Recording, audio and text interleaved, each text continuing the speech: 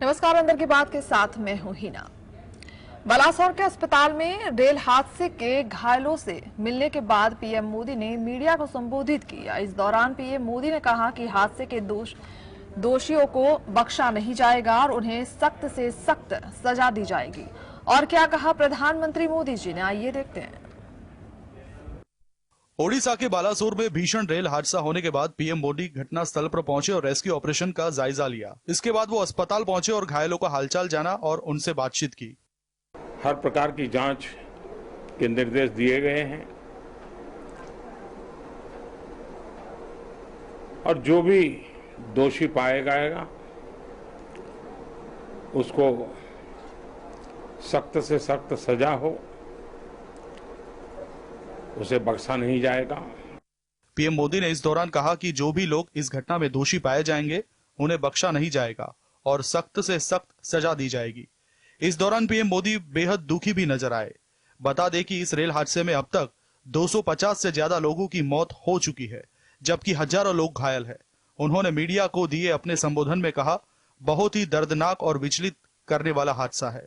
मेरे पास इस वेदना को प्रकट करने के लिए शब्द नहीं है। ईश्वर सबको शक्ति दे ताकि वो दुख की घड़ी से निकल सके।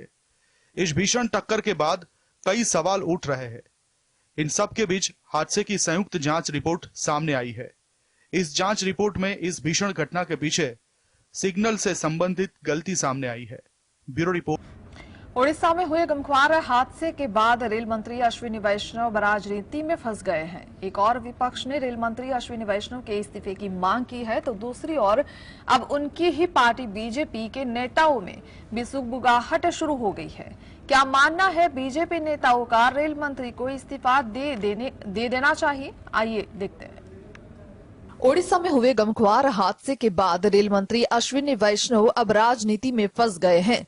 विपक्ष ने यहां तक मांग की कि वैष्णव को नैतिक जिम्मेदारी स्वीकार करनी चाहिए और इस्तीफा देना चाहिए। भाजपा में वैष्णव के खिलाफ सुगबुगाहट भी शुरू हो गई है। बीजेपी नेता का यह भी मानना है कि अश्विनी वैष्णव के पास रेल मंत्रालय वापस लेने की जरूरत है। बीजेपी नेताओं का कहना है कि वैष्णव के पास फिलहाल रेलवे, कम्युनिकेशन और इलेक्ट्रॉनिक्स एंड इंफॉर्मेशन टेक्नोलॉजी नाम के 3 अहम पोर्टफोलियो हैं। ये तीनों विभाग बहुत महत्वपूर्ण है और प्रत्येक विभाग के लिए एक अलग वरिष्ठ मंत्री की आवश्यकता होती है। अश्विनी वैष्णव न तो वरिष्ठ है और न ही सक्षम, लेकिन मोदी उन्हें पसंद करते हैं क्योंकि वे एक सरकारी अधिकारी रहे हैं। अश्विनी वैष्णव भी इस बात को भली भांति जानते हैं, इसलिए दुष्प्रचार कर गाड़ी गिरा देते हैं। अन्यथा उनके पास इतना समय नहीं होता कि वे एक ही मंत्रालय को सेवा समर्पित कर सके। Bureau report, GSTV। पश्चिम बंगाल की मुख्यमंत्री ममता बनर्जी ने कहा कि यह अब तक का सबसे बड़ा रेल हादसा है। ऐसा ही हादसा 1981 में हुआ था। इस ट्रेन में एंटी कॉलिशन डिवाइस नहीं था। अगर वह होता तो यह हादसा नहीं होता। इसके साथ रेल मंत्री अश्विनी वैष्णव के साथ ममता बनर्जी का क्या विवाद हुआ, आइए देखते हैं। पश्चिम बंगाल की मुख्यमंत्री ममता बनर्जी ओडिशा के बालासोर में ट्रेन दुर्घटना स्थल पर पहुंची थी। इस दौरान ममता बनर्जी ने कहा कि मेरे हिसाब से यह रेल हादसा रेलवे में कोऑर्डिनेशन गैप के चलते हुए हुआ है। इस दौरान ममता बनर्जी और रेल मंत्री अश्विनी वैष्णव के बीच दुर्घटना में मरने वालों की संख्या को लेकर विवाद हो गया।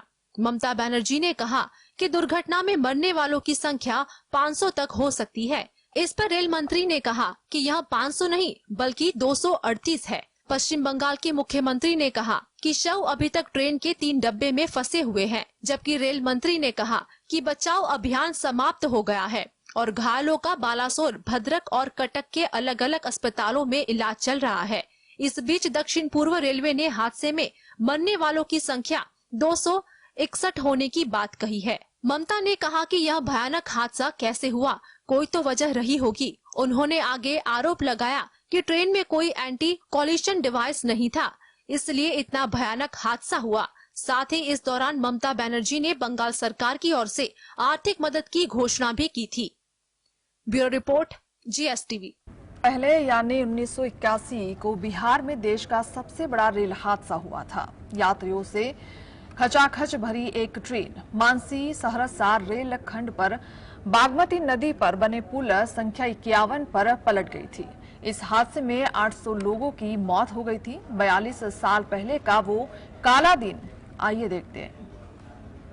ओडिशा के बालासोर में शुक्रवार की शाम को भीषण ट्रेन हादसा हुआ, जहां बहनागा स्टेशन के पास कोरोमंडल एक्सप्रेस और मालगाड़ी आपस में टकरा गई। हादसे में अब तक 237 लोगों की मौत हो चुकी है, जबकि सैकड़ों लोग बुरी तरह घायल हैं। लेकिन देश का यह कोई पहला बड़ा हादसा नहीं है। भारत में इससे भी पहले कई भीषण रेल हादसे हो चुके हैं। आज हम बात करेंगे 42 साल पहले हुए बिहार रेल की, जिसे देश का सबसे बड़ा रेल हादसा माना जाता है। दिन था 6 जून 1981 का। यात्रिकों से खचाखच भरी एक ट्रेन मानसी सहरसा रेलखंड पर बदला घाट धमारा घाट स्टेशन के बीच बागमती नदी पर बने पुल संख्या 51 पर पलट गई थी। इस ट्रेन में कुल 9 बोगियां थी। ट्रेन की 9 बोगियां उफनती बागमती में जा गिरी थी। यह ट्रेन मानसी से सहरसा को जा रही थी। इस हादसे में 800 लोगों की मौत हो गई थी। जानकारी के मुताबिक 6 जून 1981 को मानसी तक ट्रेन सही सलामत बढ़ रही थी। शाम 3 बजे ट्रेन बदला घाट पहुंची। थोड़ी देर रुकने के बाद ट्रेन धीरे धीरे धमारा घाट की ओर चली। बता दे कि ये देश का सबसे बड़ा और विश्व का दूसरा सबसे बड़ा रेल हादसा हुआ था। विश्व की सबसे बड़ी ट्रेन दुर्घटना श्रीलंका में 2004 में हुई थी, जब सुनामी की तेज लहरों में ओशियन क्वीन एक्सप्रेस समा गई थी। हादसे में 1700 से अधिक लोगों की मौत हुई थी। Bureau report. Welcome back. आज विश्व साइकिल दिन है। साइकिलिंग को बढ़ावा देने के लिए सूरत की मेयर अब हर महीने साइकिल से दफ्तर पहुंचा करेंगी। विश्व साइकिल दिवस के मौके पर मेयर साइकिलिंग करते हुए दफ्तर पहुंची और इसी के साथ उन्होंने क्या की घोषणा, आइए सुनते हैं। विश्व साइकिल दिवस पर सूरत नगर निगम ने एक बड़ा फैसला लिया है। इसके अनुसार प्रत्येक महीने के पहले शनिवार को निगम के कर्मचारी साइकिल से दफ्तर पहुंचेंगे। सूरत की मेयर हेमाली बोघावाला अपने घर से साइकिल चलाकर निगम के दफ्तर पहुंची और उन्होंने कहा कि वे खुद एक दिन साइकिल से आएंगी। उन्होंने कहा कि आज तक उन्होंने ऐसा नहीं किया, लेकिन उन्हें इसकी प्रेरणा एक निगम की महिला कर्मचारी से ही मिली, जो सालों से निगम में रोज साइकिल से ही आती है। मेयर के साथ कर्मचारी भी साइकिल से पहुंचे। इस मौके पर निगम की महिला कर्मी भी मौजूद रही। महीने के पहले शनिवार को नगर निगम पहुंचने वाले कर्मचारियों की मॉनिटरिंग भी की जाएगी। सूरत की मेयर हेमाली बोघावाला ने कहा कि उन्हें उम्मीद है कि इस पहल से शहर में साइकिलिंग को और बढ़ावा मिलेगा। सूरत के लोगों को साइकिल को लेकर पहले से काफी क्रेज है।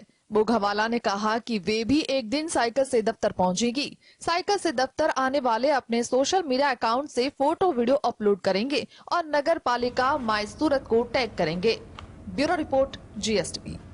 गुजरात ATS के अलकायदा का इंडिया मॉड्यूल खोलने के बाद अब अहमदाबाद पुलिस के स्पेशल ऑपरेशन ग्रुप ने शहर से 18 बांग्लादेशी नागरिकों को पकड़ा है। SOG ने यह कार्यवाही गुजरात ATS और क्राइम ब्रांच के निर्देश पर की। कैसे ऑपरेशन सफल हुआ, आइए देखते हैं। अहमदाबाद पुलिस के विशेष अभियान समूह SOG ने 18 बांग्लादेशी नागरिक को हिरासत में लिया है, जो बिना किसी वैध दस्तावेज के गुजरात शहर के विभिन्न हिस्सों में रह रहे थे और काम कर रहे थे। पुलिस ने यह जानकारी दी। SOG की ओर से जारी किए गए एक विज्ञप्ति के मुताबिक अहमदाबाद पुलिस की अपराध शाखा के साथ साथ गुजरात के आतंकवाद निरोधक दस्ते ने हाल में शहर की SOG को शहर में अवैध रूप से रह रहे बांग्लादेशी नागरिकों के खिलाफ कार्रवाई करने का निर्देश दिया था। ATS और क्राइम ब्रांच से निर्देश मिलने के बाद पुलिस की विशेष इकाई ने 5 टीमों का गठन किया और पिछले कुछ दिनों के दौरान बापूनगर, ओधव, ईसनपुर और चाणक्यपुरी जैसे शहर के विभिन्न हिस्सों में से 18 बांग्लादेशी नागरिकों को गिरफ्तार किया है। प्रारंभिक जांच से पता चलता है कि 20 से 40 वर्ष की आयु के इन 18 लोगों ने कुछ समय पहले अवैध रूप से भारत बांग्लादेश सीमा के माध्यम से देश में प्रवेश किया था और बिना किसी कानूनी परमिट या पंजीकरण के गुजरात के वाणिज्य केंद्र अहमदाबाद में रह रहे थे। SOG ने यह पता लगाने के लिए एक विस्तृत जांच शुरू की है कि क्या यह लोग किसी आपराधिक गतिविधियों में शामिल थे। Bureau report, GSTV। कर्नाटक में बीजेपी की करारी हार के बाद बीजेपी ने फिर से माइक्रो प्लानिंग के साथ काम शुरू कर दिया है। बीजेपी प्रयोगशाला के तहत एक सफल प्रयोग टिफिन बैठक की शुरुआत कर्नाटक में हुई। क्या है अब लोगों के साथ सीधा जुड़ने की बीजेपी की रणनीति। कर्नाटक में करारी हार के बाद बीजेपी को फिर से सीधे जनता के पास जाने का फैसला करना पड़ा है। इसके तहत बीजेपी को टिफिन सभा की पुरानी रणनीति को लागू करना पड़ा है। इसी रणनीति के तहत जेपी नड्डा ने टिफिन अभियान की शुरुआत की है। नड्डा की टिफिन मीटिंग में 400 से ज्यादा कार्यकर्ता शामिल हुए। सालों पहले होम टाउन गुजरात में प्रधानमंत्री नरेंद्र मोदी ने गुजरात में यही रणनीति अपनाई थी। इस रणनीति को गुजरात में बहुत बड़ी सफलता भी मिली थी। कर्नाटक की हार की एक और वजह बताई गई है कि बीजेपी का लोगों से सीधा संपर्क नहीं रहा। इससे अब देश भर के लोगों से सीधा संपर्क किया जा सकेगा। साथ ही भाजपा के जमीनी कार्यकर्ता सक्रिय होंगे। कर्मचारियों की शिकायतों का भी निवारण किया जाएगा। इन टिफिन बैठक में मौजूद सभी विधायकों और सांसदों को भी आदेश दिया गया है। सांसदों और विधायकों को आगामी लोकसभा चुनाव को ध्यान में रखते हुए निर्धारित कार्य की जिम्मेदारी भी सौंपी जाएगी। Bureau report, GSTV।